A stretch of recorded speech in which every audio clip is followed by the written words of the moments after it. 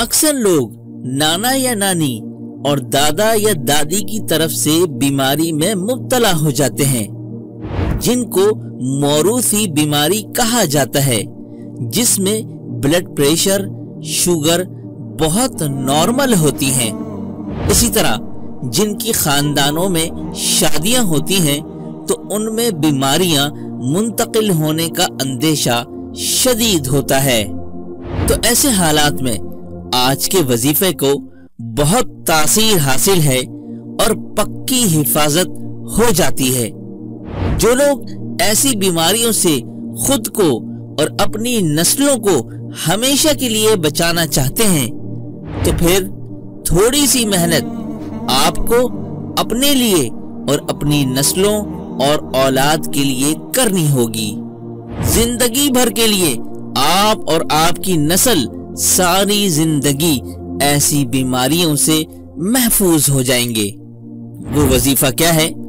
فجر کی نماز کے بعد یہ مذکورہ دعا 200 مرتبہ پڑھنی ہے، لیکن دعا سے پہلے شروع اور آخر میں 6 مرتبہ درود ابراہیمی پڑھنا ہے، اور دعا بیچ میں یہ پڑھنی ہے، یا حی حین لا حی فی دیمومتی ملکہ وبقائہ یا حی۔ یہ دعا پڑھ کر اتنے پانی پر آپ دم کریں کہ سب گھر والے اس میں سے آرام سے پی سکیں۔ جو موروثی بیماریاں مبتلا ہو چکے ہیں ان کو بھی پلائیں اور باقی بچوں اور بڑوں کو بھی پلا دیں، اور گھر کے تمام کونوں پر 3 مرتبہ اس دم کیے ہوئے پانی سے چھینٹے بھی مار دیا کریں۔ یہ عمل صرف اس نیت سے کرنا ہے کہ خاندانی بیماریاں اگلی نسلوں میں منتقل نہ ہوں۔ اگر یہ عمل فجر کے بعد آپ نہ کر سکیں تو پھر آپ عصر کی نماز کے بعد بھی کر سکتے ہیں۔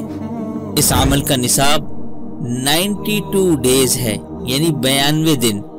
اتنے دن کرنے کے بعد ساری زندگی کے لیے محفوظ ہو جائیں۔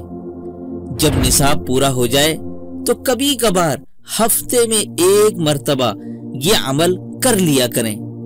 انشاءاللہ اس عمل سے میرے حضرت فرماتے ہیں آگے نسلوں میں پھر کوئی موروثی بیماریاں کبھی منتقل نہ ہوں گی۔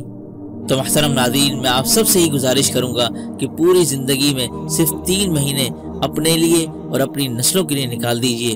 انشاءاللہ یہ جو موروثی بیماریاں خاندانوں میں، نسلوں میں، اولاد میں جو منتقل ہو جاتی ہیں پھر کبھی نہیں ہوں گی انشاءاللہ۔ تو امید کرتے ہیں آج کی ویڈیو آپ کو پسند آئی ہوگی۔ پسند آنے پر ویڈیو کو لائک کرنے کے ساتھ اپنی محبت اور رائے کا اظہار ضرور کمنٹس میں فرما دیجیے گا۔ تو اسی کے ساتھ دیجیے مجھ فقیر، کم ترین اور حقیر کو اجازت۔ تب تک اپنا اور اپنوں کا اور پڑوسیوں کے حقوق کا خاص خیال رکھیے گا۔ السلام علیکم ورحمۃ اللہ وبرکاتہ۔